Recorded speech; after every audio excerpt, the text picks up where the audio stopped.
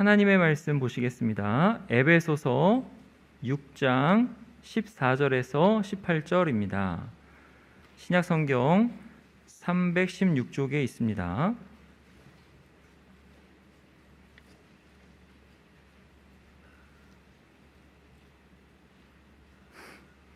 하나님의 말씀을 들으시기 바랍니다.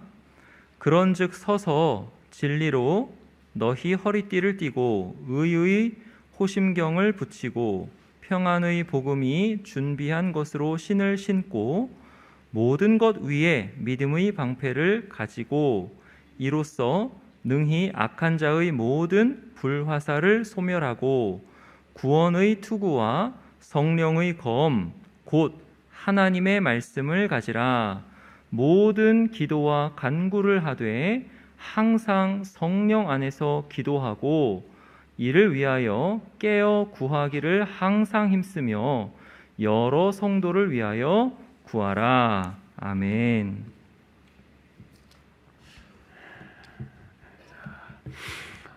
우리 사랑하는 성도 여러분, 한 주간 동안 평안히 잘 지내셨습니까? 네, 건강하신가요?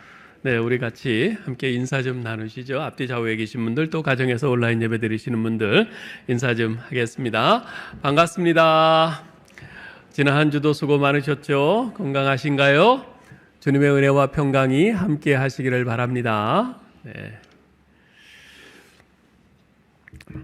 자, 우리 그리스도인들이 영적 전투에서 승리하기 위해 반드시 갖추어야만 하는 하나님의 전신 갑주에 대해서 지금 계속 살펴보고 있는데요. 우리 한번 점검해 볼까요? 제일 먼저 뭘 띠라고요? 진리의 허리띠, 그 다음에 의의 호심경, 복음의 신발, 믿음의 방패, 그리고 구원의 투구. 이렇게 5가지를 우리가 지난주까지 살펴봤어요. 이제 오늘은 마지막으로 성령의 검에 대해서 우리가 같이 살펴보겠습니다. 우리 그리스도인들이 영적 전투에서 승리하기 위해 반드시 갖춰야 하는 하나님의 전신갑주, 마지막 6번째는 바로 성령의 검입니다. 이 성령의 검이라는 표현은요, 성령의 능력이 역사하는 검이라, 이런 뜻입니다. 바울은 성령의 검을 하나님의 말씀이라고 이렇게 부연해서 설명을 하고 있습니다. 즉, 신자가 하나님의 말씀으로 무장할 때 성령이 말씀을 통해 권능으로 역사하신다는 것이죠. 자, 여기서 우리가 깨닫게 되는 중요한 사실이 하나 있습니다. 성령의 역사와 하나님의 말씀은 함께 가는 것이라는 것입니다. 이는 예수님의 말씀을 통해서도 분명히 확인할 수 있습니다. 요한복음 14장 26절에서 주님께서 이렇게 말씀하셨어요. 보혜사 곧 아버지께서 내 이름으로 보내실 성령, 그가 너희에게 모든 것을 가르치고 내가 너희에게 말한 모든 것을 생각나게 하리라. 16장 13절도 말씀하십니다. 그러나 진리의 성령이 오시면 그가 너희를 모든 진리 가운데로 인도하시리니 그가 스스로 말하지 않고 오직 들은 것을 말하며 장래 일을 너희에게 알리시리라. 이러한 주님의 말씀을 통해서 우리가 분명히 확인할 수 있죠. 성령께서 하시는 그 아주 주된 사역이 뭔가? 그것은 바로 하나님의 말씀을 생각나게 하시고 깨닫게 하시고 그 말씀으로 우리에게 힘을 주시고 그 말씀으로 역사하시고 우리를 지키시는 거예요. 근데 종종 보면 성령의 역사를 갑자기 뜨거운 불이 임한다거나 방언이나 동성으로 열정적으로 기도한다거나 신유의 은사 같은 것들로 국한시켜서 생각하는 신자들이 적지 않습니다. 물론 그러한 것들도 성령의 역사의 한 부분이기는 합니다. 그러나 그런 것들이 성령의 역사의 본질은 아닙니다. 하나님의 말씀을 생각나게 하고 하나님의 말씀의 진리를 깨닫게 하고 실제 삶 속에서 그 말씀의 능력을 경험케 하는 것, 이게 바로 성령의 역사의 본질입니다. 제가 신학교 다닐 때요, 이렇게 신학교에 처음 들어와서 뭐 한 몇 개월 이렇게 지나면 서로를 이제 어느 정도 파악을 하게 돼요. 그러면 우리 신학생들끼리 서로 저 전사님은 성령파야, 저 전사님은 말씀파야, 뭐 이런 식으로 이제 뭐 반 농담조로 이제 이렇게 서로를 이제 구분을 합니다. 오늘날 교회들과 신자들도 그렇게 나누어 볼 수 있을 것 같은데요. 소위 성령파에 속하는 사람들, 그런 교회들을 보면 몇 가지 특징이 있어요. 우선 기도를 무척 열심히 합니다.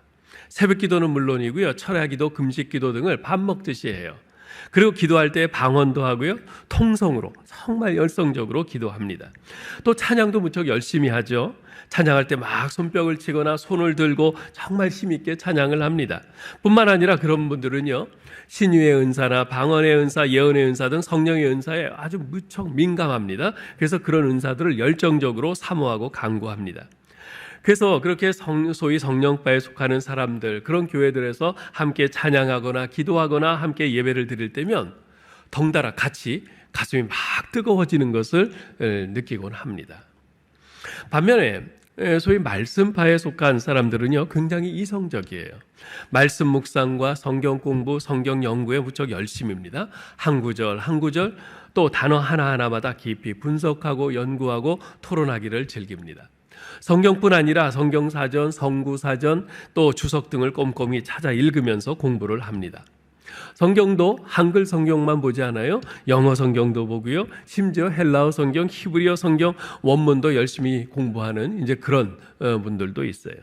그래서 그런 분들과 함께 이야기 나누다 보면요, 성경 본문에 대한 새로운 관점, 해석을 발견하게 되면서 감탄할 때가 많죠.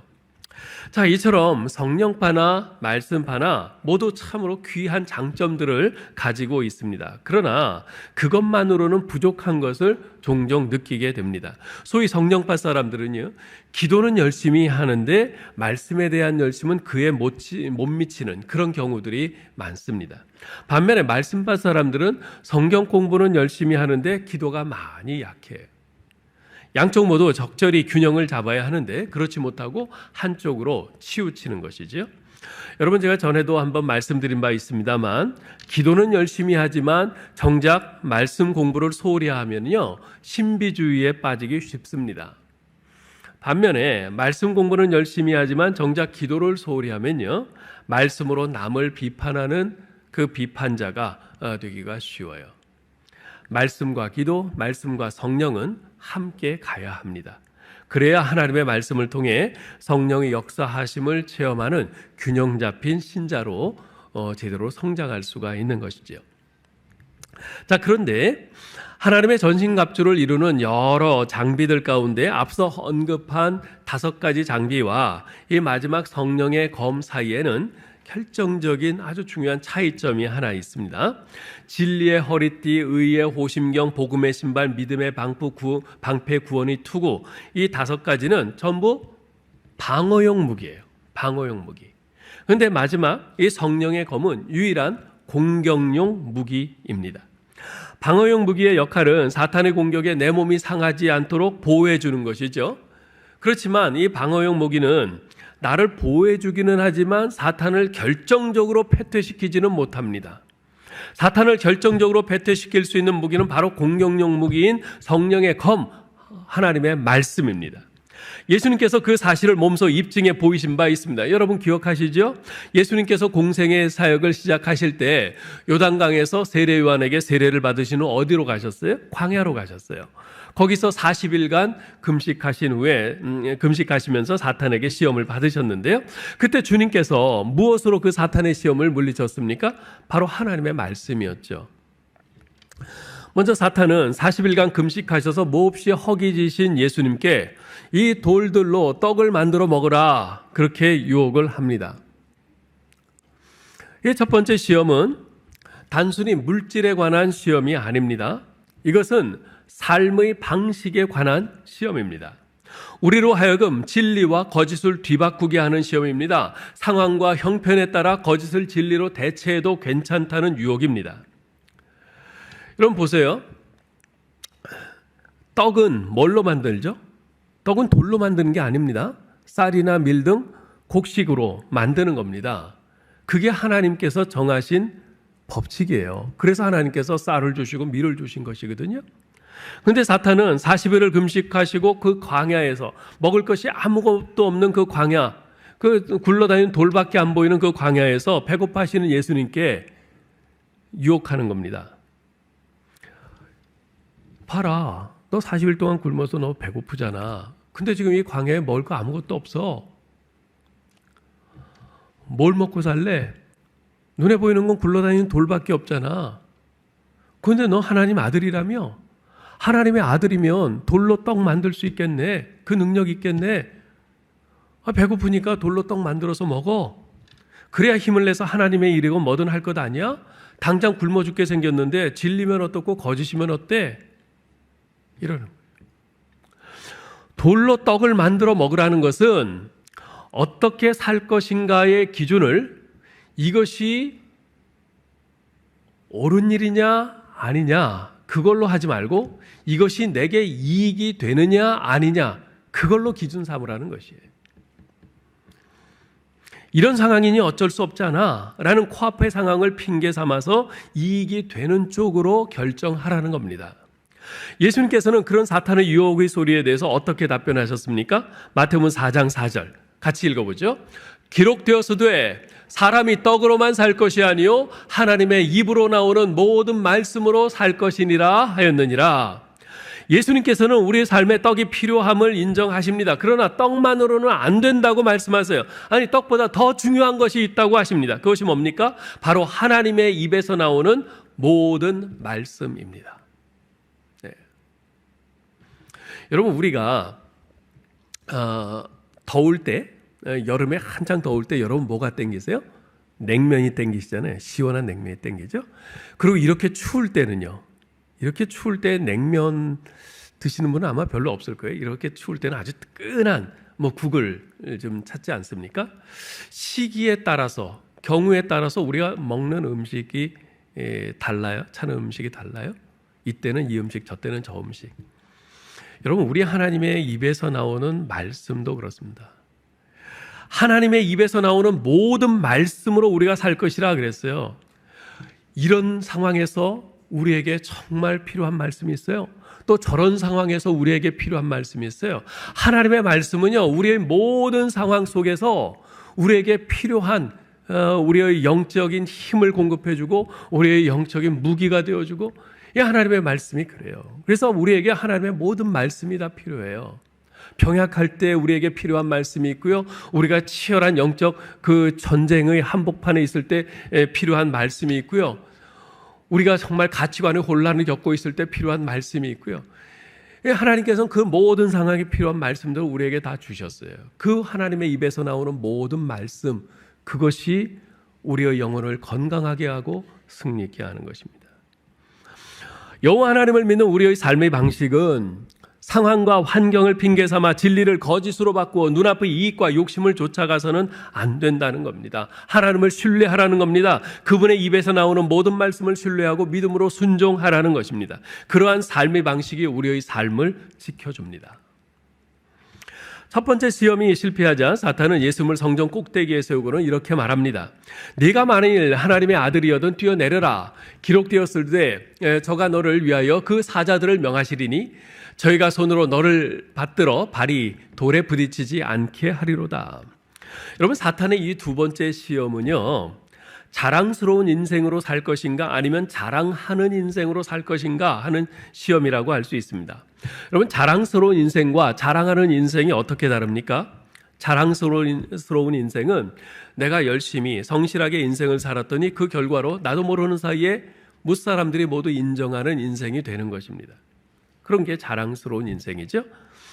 아니, 사실 다른 사람의 인정을 받는 것은 그렇게 중요한 문제가 아닙니다. 주어진 인생을 후회가 남지 않도록 주님의 은혜를 구하면서 열심히 성실하게 사는 것. 그래서 하나님께로부터 그래, 잘했어, 수고했어 이 한마디 들을 수 있다면 그 자랑스러운 인생 아니겠어요? 그러나 자랑하는 인생은 다릅니다.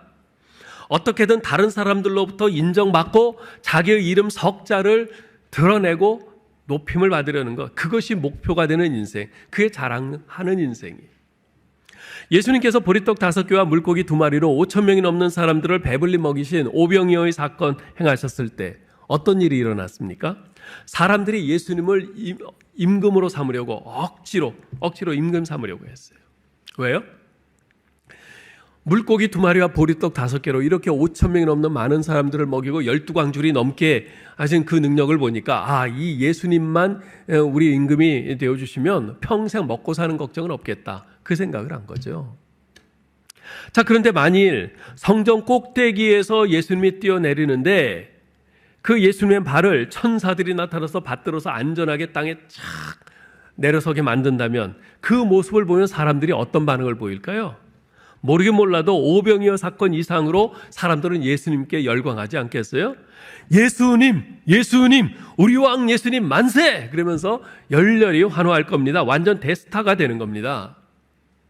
사탄의 2번째 시험은 이처럼 자랑하는 인생을 살라는 시험이었어요. 너 하나님의 아들이잖아. 너 충분히 능력을 가지고 있잖아. 마음만 먹으면 언제든지 무사람들의 인기, 관심, 독점하고 내 명성을 땅끝까지 퍼지게 할 수 있지 않겠어? 얼마든지 내 자신이 영광을 받을 수 있지 않겠어? 내 이름이 하늘까지 높아지지 않겠어? 뛰어내려. 뭘 주저해? 그러는 것이. 그러나 예수님은 성전에서 뛰어내려 자신이 영광 얻는 길을 부인하셨습니다. 대신에 예수님께서는 신명기 6장 16절 말씀을 인용해서 기록되었으되 주 너의 하나님을 시험치 말라 하였느니라 이렇게 답변하셨어요. 자신이 무사람들로부터 환호와 박수갈채와 영광을 받고 자신의 이름을 높이는 그런 자랑하는 인생을 살지 않겠다는 것입니다. 비록 사람들의 시선을 확 잡아끌고 인기와 명성과 영광을 얻을 수 있는 놀랍고 화려한 그런 인생은 못 된다 할지라도 하나님께로부터 잘하였다, 착하고 충성된 내 종아 인정받는 자랑스러운 인생을 살겠다는 것입니다. 그것이 주님의 결심이었습니다. 2번째 시험도 실패한 사탄은 마지막으로 너무나도 매력적이며 달콤한 제안을 해옵니다. 예수님을 데리고 지극히 높은 산으로 간 사탄은요, 예수님께 천하 만국과 그 영광을 보여줍니다. 그러면서 유혹해요. 만일 내게 엎드려 경배하면 이 모든 것을 내게 주겠다.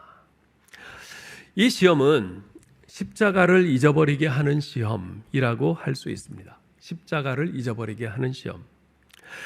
여기서 지금 사탄이 만일 내게 엎드려 경배하면 이라고 말을 하는데요. 이 말은 그 헬라어 원문에서 보면 딱 한 번만 내게 절하면 이런 뜻이에요. 2번도 아니에요. 딱 한 번만 내게 절하면 모든 천하 만국과 그 영광을 다 주겠다. 그렇게 유혹하는 겁니다. 이것은 사실 예수님의 사명과 관련된 시험입니다. 예수님께서는 이 땅에 왜 오셨죠? 하나님 나라를 이루기 위해서 오셨어요. 죄에 결박되어 사망의 그늘에서 널브러져 있는 인생들을 위해서 그들에게서 죄의 결박을 풀어주고 그들을 생명의 빛 가운데로 인도하기 위해서 오셨습니다. 그런데 그 사명은 십자가로만 성취될 수 있는 사명이었습니다.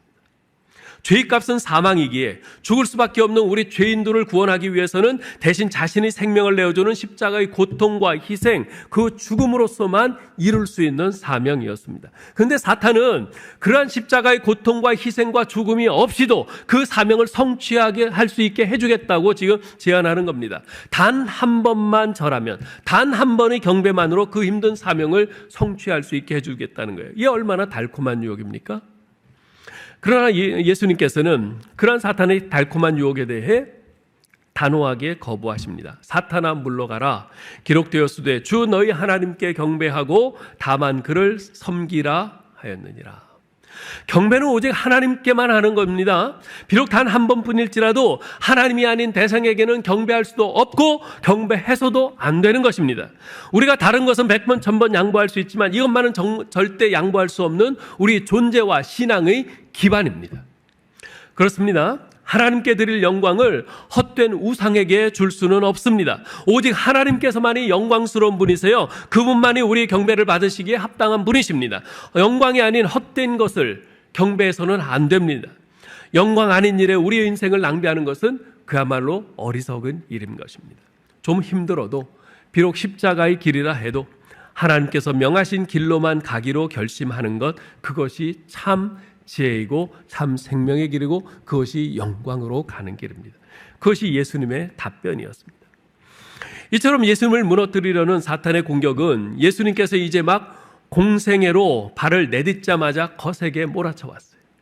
그런 사탄의 거센 공격을 주님께서는 단칼에 베어버리셨습니다. 어떻게요? 성령의 검, 곧 하나님의 말씀으로. 기록되었으되 사람이 떡으로만 살 것이 아니요 하나님의 입으로 나오는 모든 말씀으로 살 것이라 하였느니라. 기록되었으되 주 너의 하나님을 시험치 말라 하였느니라. 기록되었으되 주 너희 하나님께 경배하고 다만 그를 섬기라 하였느니라. 이러쿵저러쿵 다른 말이 필요 없었습니다. 기록되었으되 이 한마디면 끝나는 겁니다. 기록되었으되 라는 이 말은요, 하나님께서 말씀하시기를 이라는 뜻입니다. 사탄이 우리를 유혹하고 시험하면서 공격해 올 때 기록되었으되 하나님께서 말씀하시기를 이 한마디면 족합니다. 이런저런 다른 생각이나 논리가 필요한 것이 아닙니다. 그런 것들로는요, 사탄이 절대로 눈 하나 깜빡하지도 않아요. 그러나 우리의 입에서 하나님의 말씀이 나오면 사탄은 벌벌 떱니다. 왜냐하면 하나님의 말씀은 살아서 활동하는 하나님의 능력이기 때문에 그렇습니다. 따라서 중요한 것은 우리가 하나님의 말씀에 실력 있는 신자가 되는 겁니다. 하나님의 말씀에 실력 있는 신자가 되는 거예요. 사탄이 우리를 시험하고 공격해 올 때 대충 짐작으로 말하거나 어깨 넘어 주워들은 것으로 뜨뜻미지근하게 대응하는 것이 아니라 기록되었으되 라는 하나님의 말씀의 권위를 가지고 적극적으로 공세를 취해야 합니다. 결국 관건은 이 말을, 즉 하나님이 말씀하신 그 하나님의 말씀을 자신 있게 말할 수 있느냐 하는 것이에요. 그런데 성경을 모르고 하나님의 말씀을 모른다면 유사시에 어떻게 이 말을 할 수 있겠습니까? 인류의 첫사람이었던 아담과 하와가 사탄의 유혹에 넘어진 것이 바로 이 때문이었죠. 원래 하나님께서는 아담에게 말씀하시기를 동산 각종 나무의 실과는 내가 임의로 먹되 선악을 알게 하는 나무의 열매는 먹지 말라. 네가 먹는 날에는 반드시 죽으리라 하셨어요. 그리고 나중에 아담이 하나님의 이 말씀을 하와에게 전달을 했죠. 자, 그런데 아담이 제대로 정확히 전달하지 못했는지 아니면 하와가 들을 때 대충 건성으로 들었는지 그 어떤 것인지는 잘 모르겠지만 사탄이 하와에게 찾아와서 유혹할 때 하와는 정확한 하나님의 말씀으로 대응하지 못했습니다. 안 돼! 하나님께서 말씀하시기를 동산 중앙에 있는 저 나무의 실과는 절대 먹지 말라고 하셨어. 먹으면 반드시 죽는다고 하셨어. 이렇게 정확히 대응을 해야 하는데 뭐라고 그랬어요? 창세기 3장 2절 3절에 보면 동산 나무의 열매를 우리가 먹을 수 있으나 동산 중앙에 있는 나무의 열매는 하나님의 말씀에 너희는 먹지도 말고 만지지도 말라. 너희가 죽을까 하노라 하셨느니라. 이렇게 말했어요. 자, 보세요. 하나님께서는 먹지 말라 그러셨어요. 그런데 너희는 먹지도 말고 만지지도 말라. 보탰어요. 하나님 말씀에. 게다가 너희는 먹으면 반드시 죽는다 말씀하셨어요. 그런데 너희가 죽을까 하노라. 이러면서 아주 확신 없이 희미하게 말을 했어요. 그러자 사탄이 옳지 잘 걸렸다. 그러면서 쾌재를 부릅니다. 그러면서 강하게 치고 들어와요. 사탄이 뭐라 그럽니까? 3장 4절 5절에 보면 이래요. 너희가 결코 죽지 아니하리라. 너희가 그것을 먹는 날에는 너희 눈이 밝아져 하나님과 같이 되어 선악을 알 줄을 하나님이 아심이라. 사탄은 굉장히 단호하게 말합니다. 너희가 결코 죽지 아니하리라. 확신 있게 말해요. 여러분, 여기 아주 중요한 영적 진리가 있어요. 우리가 하나님의 말씀에 대해서 희미하면, 하나님의 말씀을 정확하게 알지 못하고 희미하면 사탄은 단호하게 우리에게 공격해 옵니다. 예. 하나님의 말씀을 제대로 모르니까, 하나님의 말씀에 대해서 자신이 없으니까 사탄의 유혹에 덜커덕 걸린 거죠. 사랑하는 성도 여러분, 칼은 갈아야 합니다. 칼은 갈아야 돼요. 평소에 칼을 잘 갈고 닦아야 전투 시에 제대로 된 위력을 발휘할 수 있습니다.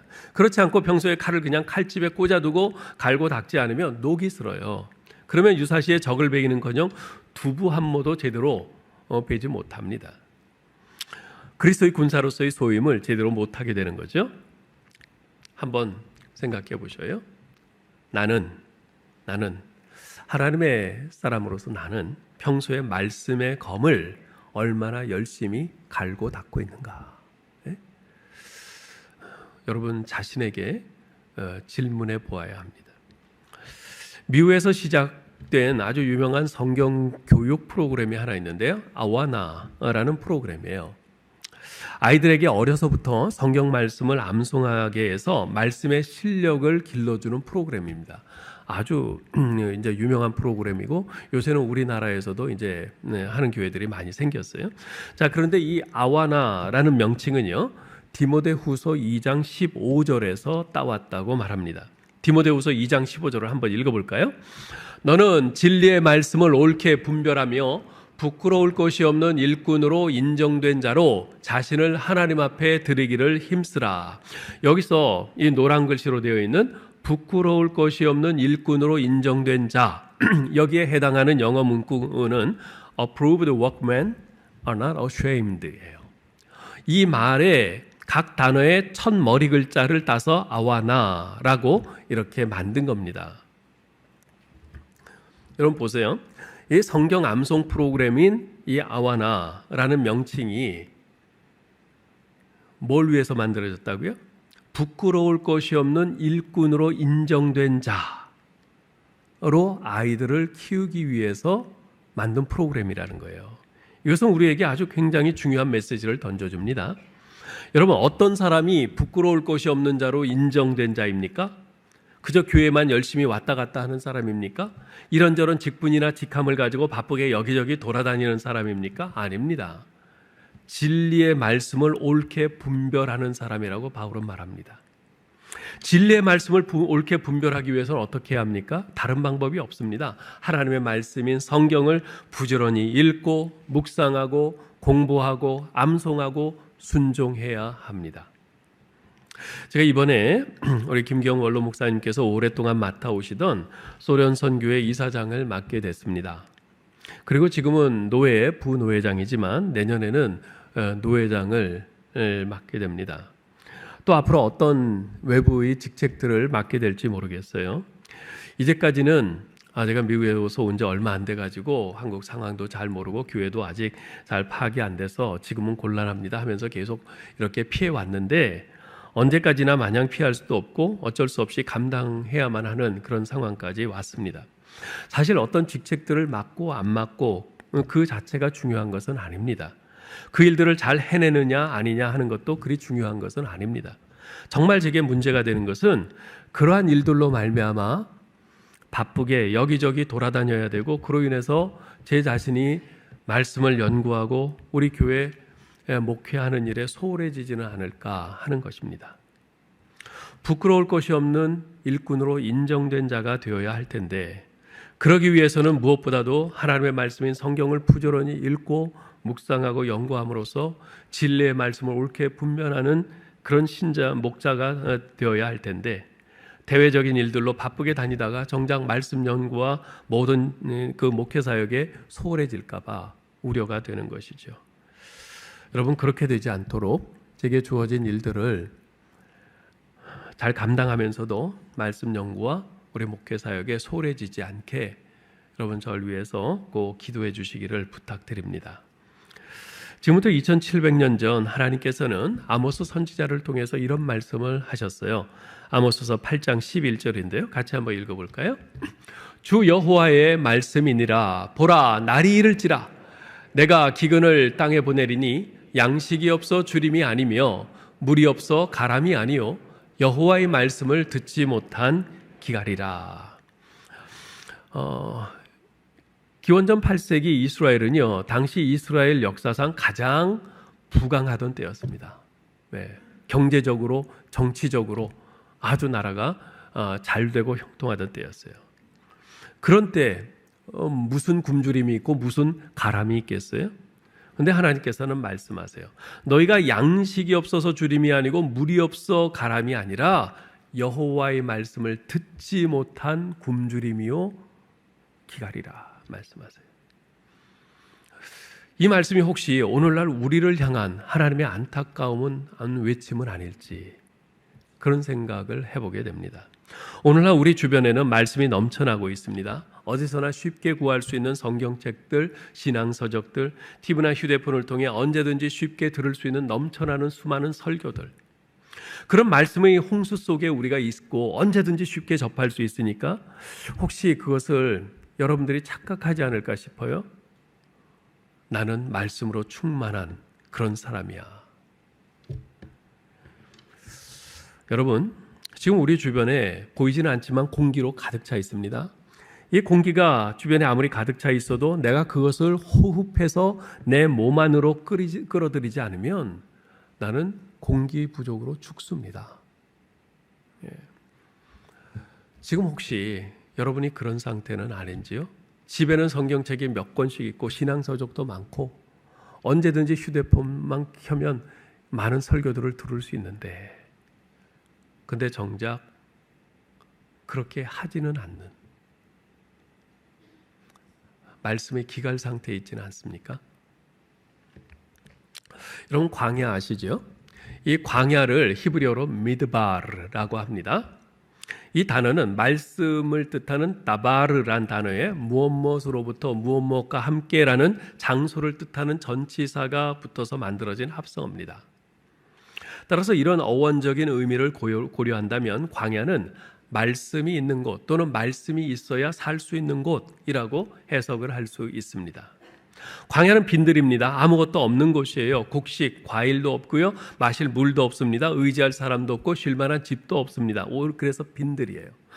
오히려 광야에는 낮에는 뜨거운 태양빛이 있고 밤에는 굉장한 추위가 있어요. 굶주린 들짐승이 있고 전갈이 있는 곳입니다. 이처럼 광야는 인간의 삶에 꼭 필요한 있어야 할 것들은 없고 없어야 할 것들만 있는 곳이에요. 그래서 광야는 고난과 고통과 고독의 장소죠.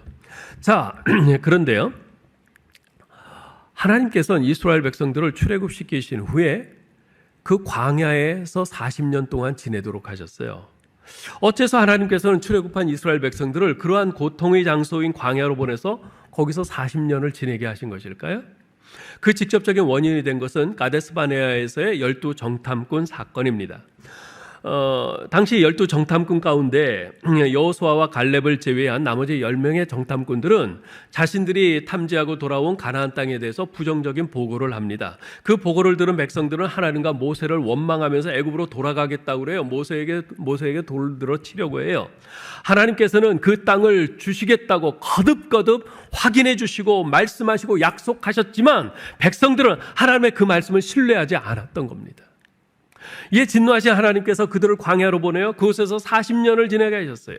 이렇게 본다면 이스라엘의 광야 40년 삶은 하나님의 징벌이라고 할 수 있습니다. 그러나 이스라엘의 광야 40년은 그보다 훨씬 더 중요한 의미가 있습니다.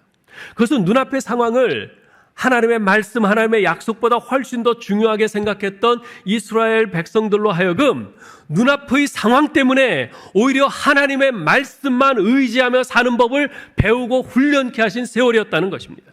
왜냐하면 광야는 인간이 생존에 필요한 것들은 하나도 없지만 생명의 근원 되시는 하나님의 말씀이 있는 곳이며 따라서 하나님의 말씀이 없이는 살 수 없는 곳이었기 때문에 그렇습니다.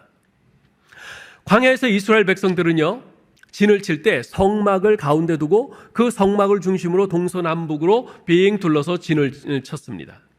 그들은 매일 아침 일어나서 먼저 자기들 천막에서 나오면 먼저 자기네 진 중앙에 있는 성막을 먼저 바라봤어요. 그 성막 안에는 하나님께서 좌정하시는 장소인 지성소가 있어요. 근데 그 지성소를 뜻하는 히브리어는 드비르입니다. 드비르. 이 또한 말씀을 뜻하는 다바르에서 파생된 단어죠. 여러분 지성소에 들어가면 뭐가 있습니까? 거기에 언약궤가 있어요. 그 언약궤 안에 뭐가 들어있죠? 하나님의 말씀을 뜻하는 십계명 2 돌판이 들어있습니다. 즉 이스라엘 백성들은 매일 아침 일어나 자신들의 천막을 나와서 가장 먼저 하나님의 말씀이 있는 지성소를 바라보면서 오늘은 하나님께서 모세를 통해서 우리에게 무엇을 말씀하시나 그것을 바라보고 그것에 귀를 기울인 겁니다. 하나님께서는 그 훈련을 40년 동안 시키셨어요. 그렇게 하여 이스라엘 백성들이 사람이 떡으로만 사는 것이 아니요 오직 하나님의 입에서 나오는 모든 말씀으로 사는 줄을 알게 하셨습니다. 지금 이것은 신명기 8장 3절에 있는 말씀인데요. 이 신명기 이 말씀은 이스라엘 백성이 광야 40년을 지난 후에 모세가 마지막으로 하는 연설 가운데 있는 말씀이에요. 40년 광야 생활을 쭉 지나면서 매일매일 그 상황을 본 모세는 마침내 하나님께서 이스라엘 백성들을 40년 광야에 지내게 하신 것은 사람이 떡으로만 사는 것이 아니라 오직 하나님의 입에서 나오는 모든 말씀으로 사는 줄을 알게 하신 것이구나 깨닫고 이렇게 고백을 한 것이죠. 이처럼 광야는 하나님의 말씀을 경험하고 하나님의 역사, 하나님의 사건을 체험하는 시간이자 장소였습니다. 세상적인 눈으로 볼 때 광야는 생존하기 힘든 역경의 장소로 보입니다. 그러나 영적인 눈으로 볼 때 광야는 하나님께서 당신의 백성들을 하나님의 말씀만 붙잡고 사는 말씀 중심의 신앙을 형성케 하는 바로 그런 곳입니다. 사랑하는 성도 여러분, 우리 인생은 광야 여정이에요. 우리 인생을 흔히 광야길이라고 하지 않습니까? 광야와도 같은 인생길을 걸어가는 우리에게 무엇보다도 필요한 것은 떡도 아니고 밥도 아니고 돈도 아니고 하나님의 말씀 중심의 신앙인 줄 믿습니다. 왜냐하면 그것이 아니고서는 광야와 같은 삶의 환경을 이용해서 우리를 삼키려고 시시각각 달려드는 사탄을 물리칠 수가 없기 때문에 그렇습니다. 하나님의 말씀을 들을 수 있는 귀를 열어놓으시기 바랍니다. 하나님의 말씀을 날마다 더욱 가까이 하시기 바랍니다. 하나님의 말씀이 우리를 이 영적 전투에서 승리하고 살아남을 수 있게 하는 유일한 길입니다. 아무쪼록 하나님의 말씀을 더욱 가까이 하여 부지런히 읽고 묵상하고 암송하고 공부하고 순종하시기 바랍니다. 그래서 말씀의 실력을 키워 여러분의 영혼과 가정을 무너뜨리려는 그 사탄의 시도를 성령의 검 하나님의 말씀으로 단칼에 베어내고 패퇴시키는 여러분 되시기를 주님의 이름으로 축원합니다.